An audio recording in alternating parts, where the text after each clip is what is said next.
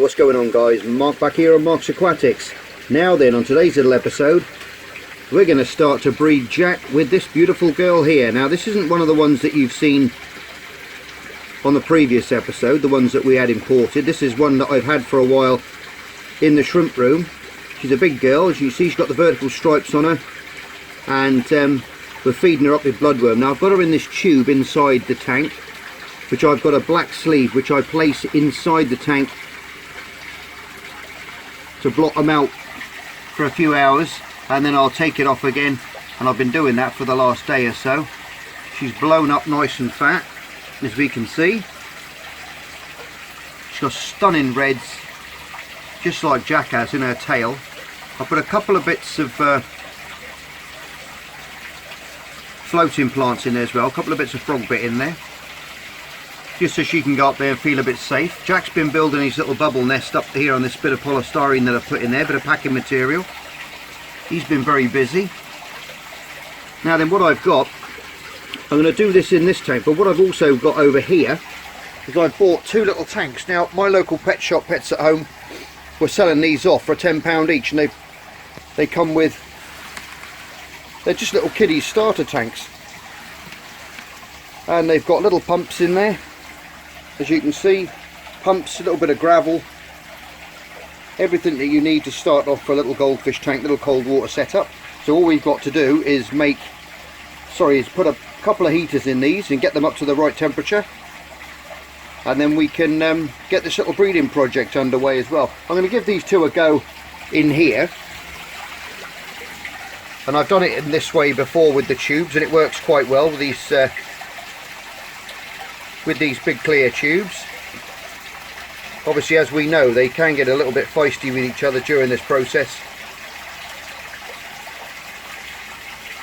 but she's all happy now at the moment, eating her bloodworms with half of her Indian almond leaf inside, and she does like to go down into this little corner here with the bloodworms on and chills out on that. That's what she's been doing for the last couple of days. But she's got beautiful reds and blues running through her fins, just like he has. He seems to have got a bit more white come back into the trailing edge of his fins, which is nice to see. He's getting his little Union Jack colours back, but we're going to see how these two get on. Paludarium's looking sound. Just fed them down there. Now I've put the other female down in here, the little blue one we've got. She's just, look how fat she is. She's been feasting on bloodworms as well this morning with the guppies and the feed as well. There's a little gang of them around here with the glow, with the little ember tetras there, you see. Everyone's happy in here. Glass needs a bit of a scrape. Got to pick up a couple of nerite snails because you get that green spot algae on the tank, and it's a nightmare to scrape off of acrylic. But those little nerite snails do a grand job of polishing that up. They really do. All the ivy and the mosses and everything else are growing very well in the back, as is the old frog bit there. It's gone nuts. I have to take a little bit of that and put that back into one of the tanks in the shrimp room, I think. The shrimp are all quite happy this morning. I've given them their breakfast. Put some bloodworms in there for them as well. That's some of my homemade foods. Lots and lots of little babies running around in here now, as you can see on the substrate there. Little crystal blacks, little Misuras, all running around, which is lovely to see. Another little baby crystal red there, and already that Java moss is starting to grow again very quickly.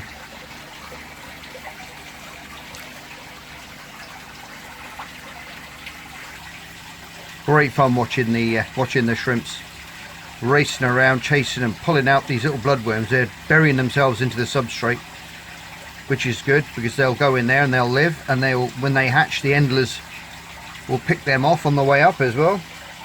If we have any escapees, that is. There's a nice, you can see that one there, munching away on a bloodworm, sucking it in like spaghetti. Look at that, his mate's going to nick it off him now. Tug of war time, look. It's mine, get off. Yeah, he's run off with it. Brilliant stuff. The wife's birthday today, so we're going to shoot off into Cardiff and do a few bits.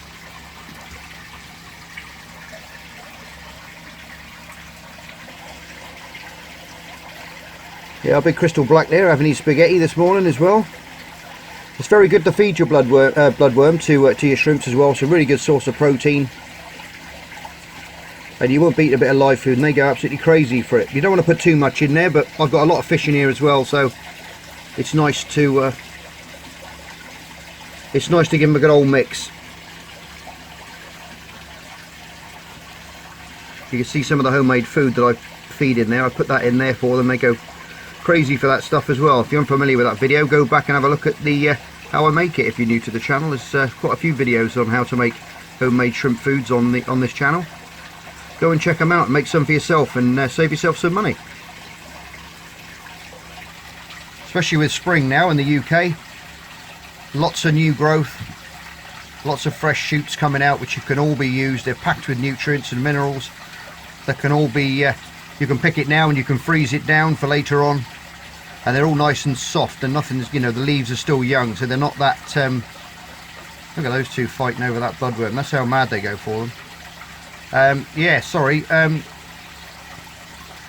all the new shoots are coming out, lots of new things that you can freeze and pack down and make some new food. So now's the time to get in. Well, this month all the leaves coming out, all the beech leaves and everything, they're all going to be all ready to pick. Little young oak leaves, you can wait till they've puffed up a bit and dry them out. It's all good fun. Yeah, look at that lot. We got a lot of so much buzzing around in there, it's unreal. We got the big gang of endlers swimming around. They also come down and have a look and try and pinch the bloodworms off the shrimp, which is quite funny to watch sometimes.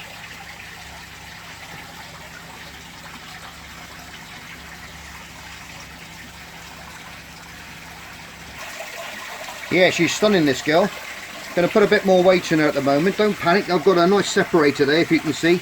A nice pull-out separator which goes between the tanks there, so they can't see each other. But these two are getting on like a house on fire, which is nice. She's a big girl. She's going to lay a lot of eggs, so we should have a pretty good hatch rate if Jack does his job and make sure they all get put up in the nest up there. He's a happy boy, look. All the koi are looking busy. They've been up for their food. But the sick koi that you saw a few episodes back, she's on the mend. She's underneath the, she's outside actually, underneath the membranes at the moment, underneath the sheets. But she's been up for some food. She's a little bit better. These guys, the temperature now of the pond is about 11 degrees, so it's safe to feed them.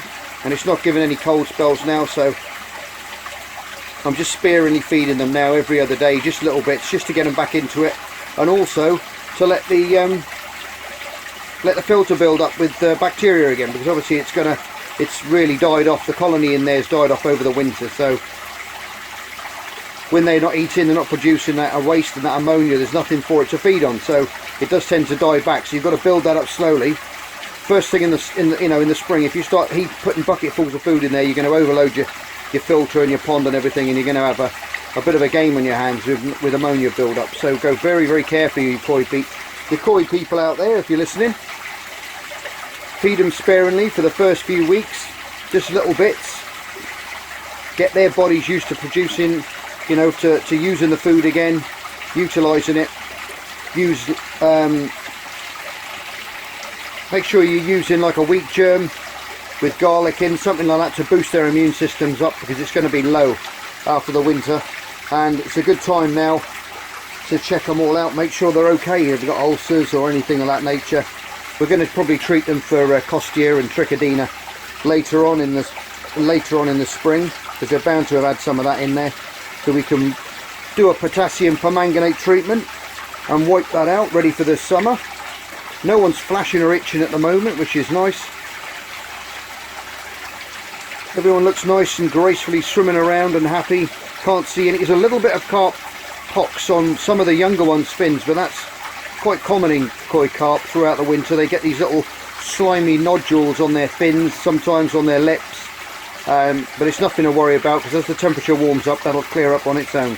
So don't go panicking when you see these things and throwing buckets full of different medications in there trying to get rid of things, because it will go over time. We had it last year, and we've got a little bit again this year, but not as much. As the fish get bigger, they tend to be more immune to carp pox. It tends to be the younger ones from a year to sort of 2 years old that get it. Because none of the biggest ones, they've got like the big Ogan down there, as you can see it. She's massive, she is, but she hasn't got anything on her at all. And the big shower, nothing on her. I've got a lovely butterfly in there called Speedy. He's always whizzing about all over the place. He's been up this morning for his food, but he's gone back under the sheets now. I'm going to let the temperature rise up probably another 3 degrees, getting up to about 13 or 14 degrees before I take the covers off, because it does hold that temperature in. Those covers do hold it in nice, hold that temperature nicely. And as soon as we take those covers off, then obviously we're going to lose that temperature. It's going to drop down a little bit more as well, so I tend to leave those on for a while. But as you can see, everyone looks happy. I'll see if they want a little bit more food. They might do. They normally hear the click of the pot, and I give it a little shake.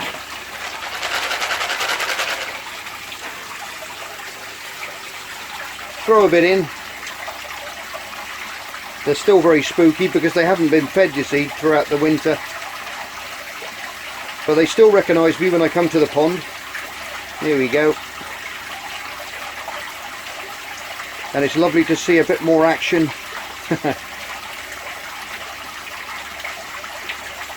And I'm looking forward to the hot sunny days when they're gliding around outside and I can sit out there in my chair and watch them. Colours are beautiful today, they really are. They're making short work of that food. They really have put on some weight since last year.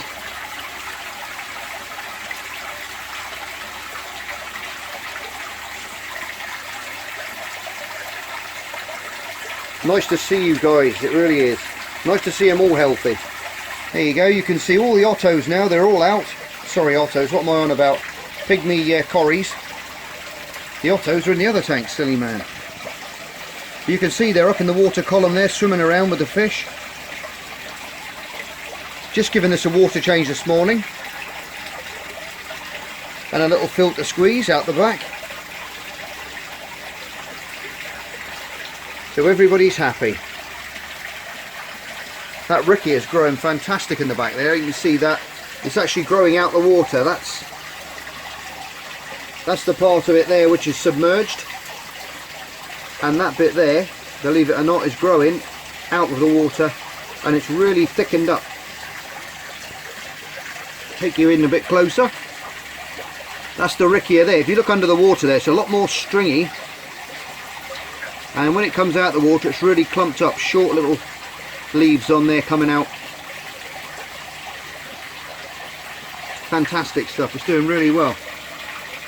We go back underwater now. None of these girls have produced any babies as yet. Trying to make room. I've got other projects on the go, different things on my mind that I'm going to be building in the future.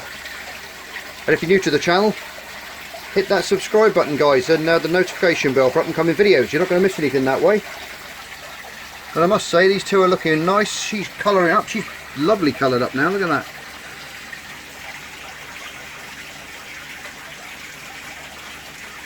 Very alert. Jack's trying to get all their bloodworms from the inside, you see. And the nice thing is about having these clear acrylic tubes is, like normally you'd have to put one in the tank, take it out the tank, you know, all have a tank next to each other with the divider, and you just lift that up and down to let them see each other. But with this, when you want to release them, you don't have to net them. You just literally lift that tube up and release her into the tank with him, and they'll go up there where he is now in his little nest, and they'll be away. Fingers crossed. he'll be, fingers crossed, he'll be a good dad and he'll look after the eggs and pick up all the ones and put them back in the bubbles that he misses, or if any fall out he'll put them back.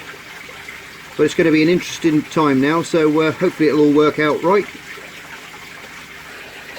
Look at that, some beautiful colours in her. She's just there posing perfectly there for the camera.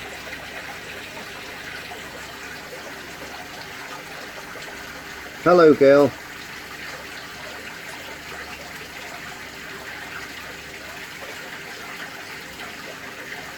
I've got all sorts going on in this workshop, guys, and in my other shrimp room as well. Things that I've been doing for a while that you don't know about, which I'll slowly let you in on as time goes by. Anyway guys, a little bit of a shorter video today. Obviously it's the wife's birthday today, and I'm up early in the morning filming this one for you.